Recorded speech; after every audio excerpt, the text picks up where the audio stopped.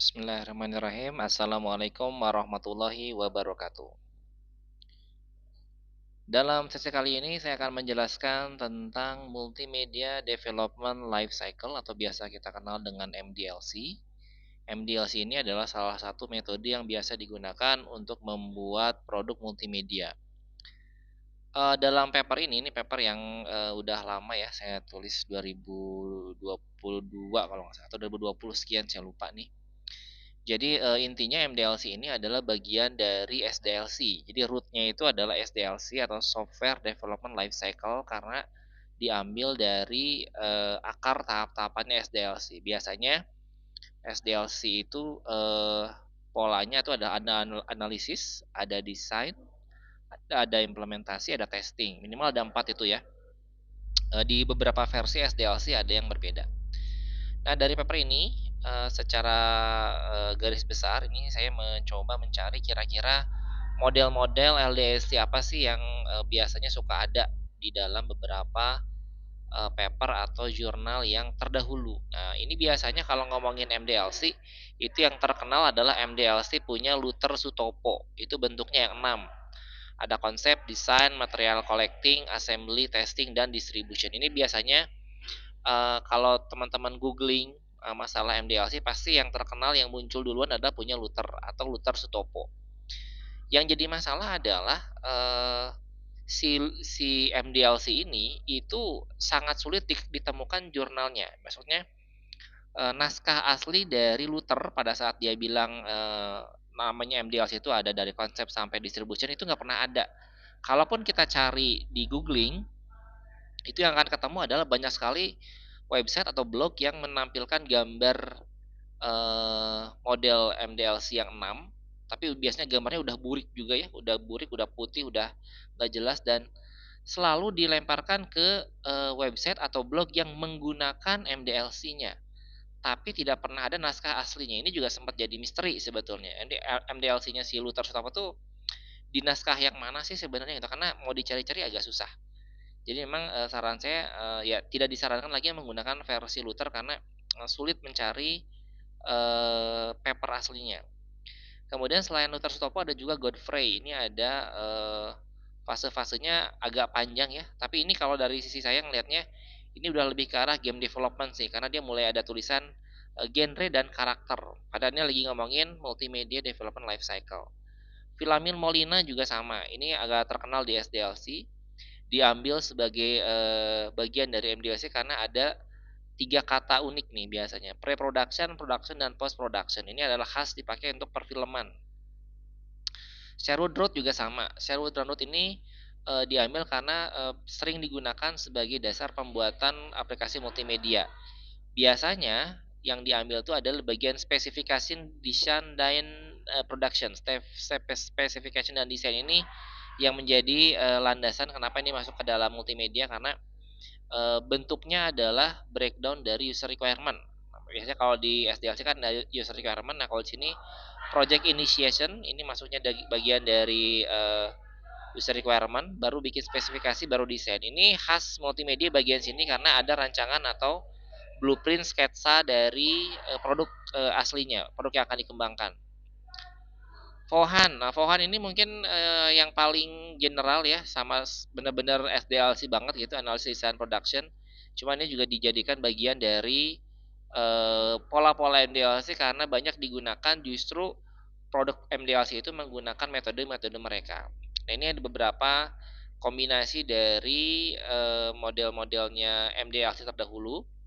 Nah, buat teman-teman disarankan untuk menggunakan MDLC terbaru terutama yang dibikin dari tulis sama, saya dan teman-teman dosen dari TRM. Ini lebih singkat, gambarnya kayak gini, ini bisa dilihat di ResearchGate ya, cari aja MDLC Rickman Rudafan nanti muncul model ini silakan yang bisa digunakan.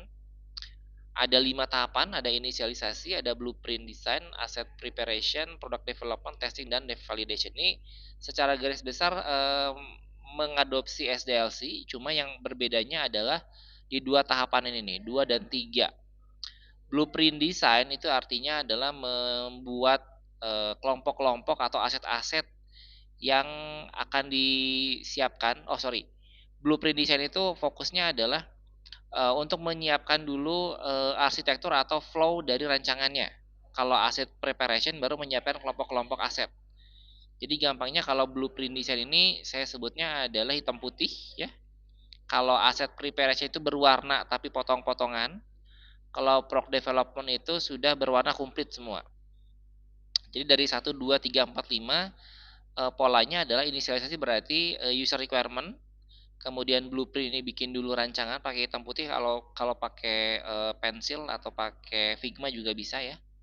Asset preparation ini gabungan langsung dengan product development, jadi dia kelompok-kelompok aset potongan-potongan. Kalau product development sudah masuk ke dalam software utamanya, kemudian di testing dan validasi, cuma 5. Ini nanti akan saya coba jelaskan bagaimana Anda menerapkan ini ke dalam laporan.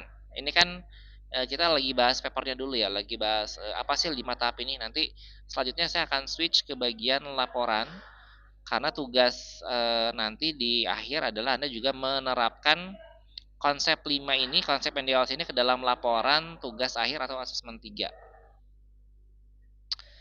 Inisialisasi ini secara garis besar ini adalah user requirement. Kebutuhan dari user itu apa sih biasanya?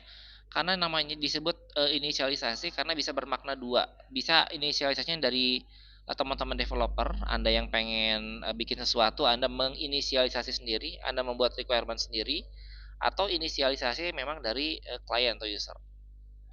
Blueprint design ini macam-macam. Blueprint design itu bisa fokus utamanya adalah kalau dari bentuknya film animasi berarti dari awal sampai akhir storyboardnya kayak gimana.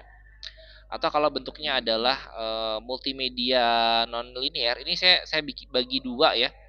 Ada namanya multimedia produk, linear produk. Linear produk itu artinya produk yang dijalankan secara berurutan. Misalnya film animasi itu kan dari menit 1 sampai menit akhir tuh. Ada namanya multimedia produk non linear. Non linear produk berarti kayak aplikasi karena bentuknya branching. Anda bisa klik sini, klik sana, jalanin yang ini, jalanin yang situ gitu.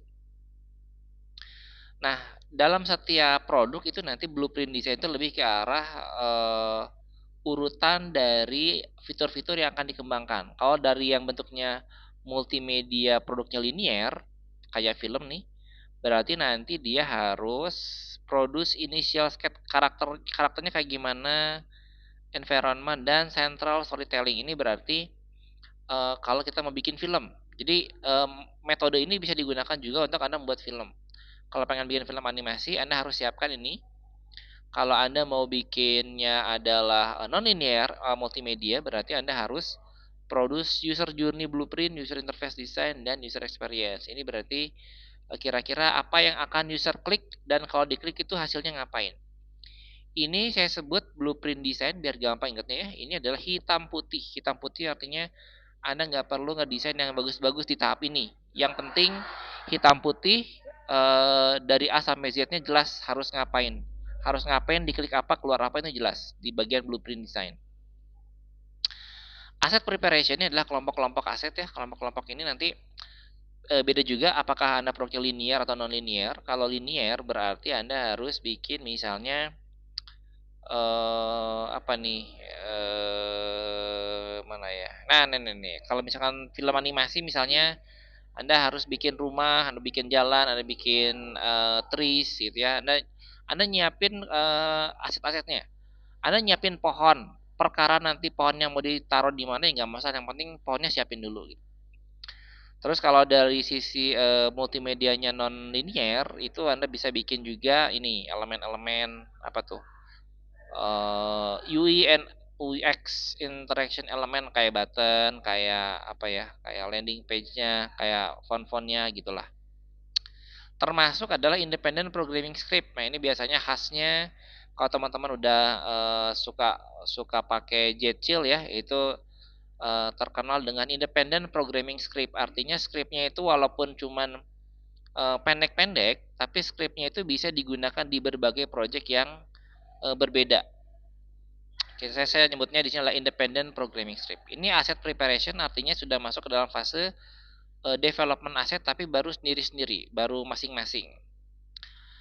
Product development, nah ini adalah bagian dari kombinasi gabungan antara aset-aset yang tadi sama blueprintnya.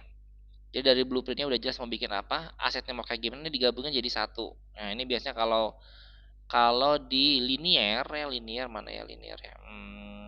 Nah ini nih.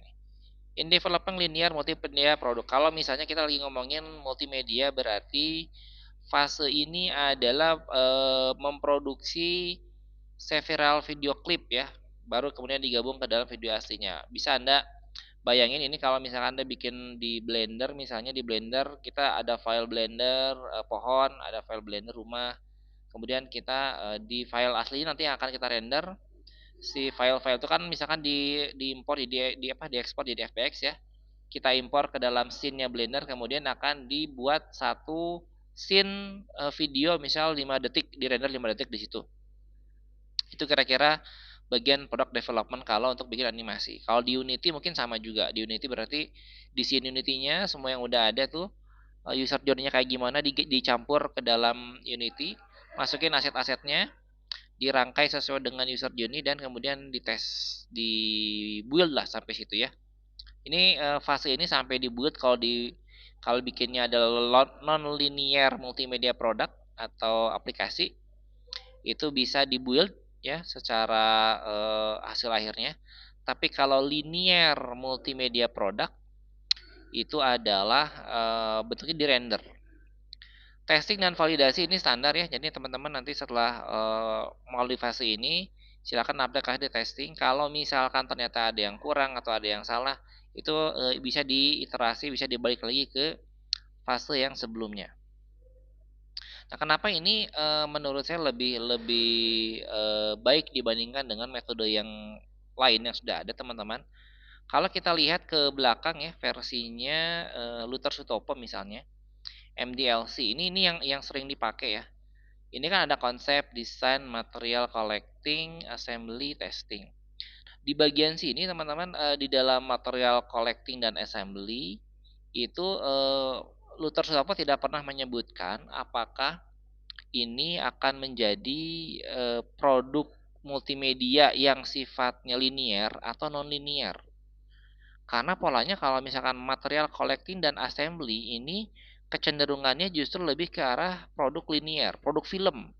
Jadi kalau teman-teman yang sebetulnya pada saat baca MDLC ini, saya kepikiran ini kayaknya lagi ngomongin film nih, lagi bikin film animasi. Coba lihat konsep desain ya, ada konsep ada desain, berarti kemungkinan kayak bikin sesuatu. Oke lah, kita anggap ini dia ngekonsep sesuatu, nggak desain sesuatu. Tapi pas giliran material collecting ini artinya dia mengumpulkan sesuatu. Dia nggak sebut bikin sesuatu ya, jadi dia mengumpulkan. Mungkin kalau di animasi itu ada aset-aset yang bisa dipakai, ada yang sudah ada di produk sebelumnya. Dia lebih mengumpulkan sesuatu kemudian di assembly. Ini tidak ada apa ya penjelasan apakah ini nanti bentuknya assembly ini eh, integrasi dengan pemrograman atau tidak. Karena kalau material dan assembly, kebayang saya kalau teman-teman terbiasa dengan apa ya video editing itu kebayang tuh maksudnya yang disebut dengan material collecting dan assembly. Karena kalau yang teman-teman yang biasa main editing video akan kebayang, oh berarti saya harus impor footage-footage tertentu, saya harus impor efek-efek tertentu, saya harus siapin apa ya potongan-potongan klip tertentu, potongan-potongan suara tertentu itu kan material collecting ya. Kemudian di assembly, disusun di dalam misalkan After Effects atau di dalam Adobe Premiere, disusun satu-satu, ditarik-tarik gitu kan, sampai akhirnya di render menjadi sebuah video. Biasanya sebelum sebelum di render kita testing dulu nih biasanya. Kalau yang teman-teman suka editing kan suka, aduh ini kayaknya suaranya kurang pas atau kita tambahin background suara apa gitu. Suara sound effect apa. Jadi secara garis besar menurut pandangan saya ini memang cocoknya adalah untuk produk multimedia linear dan tidak pernah bisa juga dipaksain untuk produk multimedia non linear, cuman sepertinya ini dirancang khusus untuk produk multimedia linear pada awalnya. Nah, dengan menggunakan ini harapannya kita bisa apa ya? Bagian nomor 4 terutama ini kata-katanya dibuat general product development supaya bisa mencakup teman-teman yang akan menggunakan metode ini untuk pembuatan aplikasi multimedia, nggak cuma yang multimedia linear atau film atau animasi. Nah, ini kira-kira teman-teman, apa namanya, pengantar untuk multimedia development life cycle ya. Nanti saya akan coba jelaskan lagi dengan bagaimana teman-teman menggunakan dokumen ini untuk diterapkan ke dalam si, laporannya. Kita ketemu lagi di video selanjutnya.